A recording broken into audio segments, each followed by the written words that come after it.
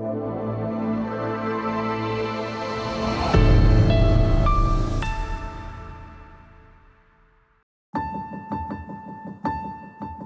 I'll start with a macro overview and then go through Caterpillar's latest results. After that, I'll look at the divisional and geographical breakdowns, then compare CAT's share price performance to its peers, and then I'll end with a valuation and explain why the recommendation is a hold.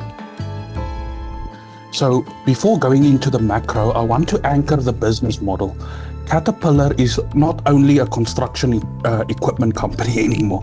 The investment case sets on three engines: construction industries, power and energy, and resource industries. That matters because the quality of the business comes from diversification.